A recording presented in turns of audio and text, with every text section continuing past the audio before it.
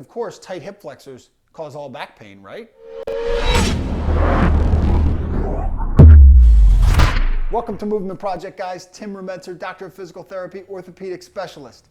If you want to help me eliminate and cut out unnecessary surgeries, make sure you click the button below and subscribe to the channel. Today's video is about the almighty hip flexor. With as much content as there is on the web, you would think that nobody would have any back pain. Here's the psoas, the hip flexor muscle that gets tight and is blamed for so much back pain. This is definitely true, but weakness is a main reason for a muscle to knot up and feel tight. If you don't improve the strength, you're just putting a band-aid on the problem. The first thing you need to do is check your strength. You're going to do this first from standing with your back on a wall. This keeps you from cheating by bending your spine forward to make it easier for your muscle to work. Step one is just lift the hip as high as you can.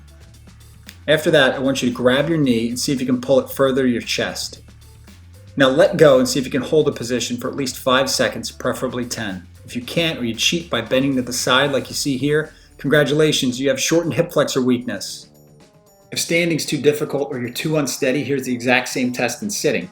Same rules apply, got to be able to hold that top position.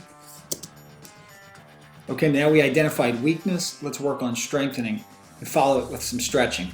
We're going to start off with a dynamic stretch for the hip flexors, and we'll move on to more of a static stretch after the strengthening. Research tells us that our classic hold the position type stretching is better done at the end of a workout. Now it's time to get into some strengthening. We're going to use our test position as our exercise. Pull your knee to your chest, hold it for 5 to 10 seconds after you let go. Lower slowly over a 3 count. Muscles are about 40% stronger to lower than they are to lift, so the slow descent is critical. Start with 1 set, work your way up to 2 sets. There should be no pain with this. If so, be sure to reach out to your movement specialist immediately. Now that we strengthened the hip flexor in the short position, it's time to strengthen it in the stretched position. Grab a chair next to you for support. Start kneeling with 1 leg down and 1 leg up. Your goal is to feel it right in the front of that back hip. With even pressure on each leg, lift your back knee about 4 inches off the ground. Signs of weak hip flexors would be that you can't lift at all, maybe you can do it but you're using the front leg much more than the back, or you're just really off balance with the exercise. Shoot for 1 set of 8 to 12 reps on each leg to start. And guys, this is a much more difficult position. Do not attempt this without supervision from your movement specialist unless you're sure about your ability to get up from kneeling. Now we can get into doing our hip flexor stretching. Here's a beginner position in standing with our knee on a chair. With any stretch we do, we want to make sure we're working the muscle in all planes. So you can see here, I'm doing some rotations and side bending of my trunk to make sure that I move that hip flexor through the full range of motion, which is really going to free it up for activity. Go ahead and hold this for 10 to 30 seconds, 3 times each leg. All right, on to version 2 of the standing hip flexor stretch. Now you want to keep the leg you want to stretch on the floor with the foot pointed straight forward. Otherwise, same principle, hold for 10 to 30 seconds depending on your experience and work the muscle through its full range of motion in multiple planes. I usually recommend patients put the chair in a doorway for both of these so there's added stability and safety. The next level would be to stretch the hip flexor in kneeling.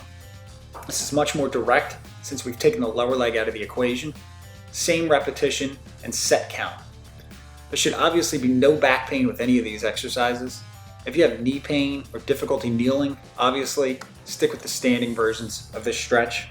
Go ahead and experiment with the different stretches, but ultimately you only need to pick one that works best for you.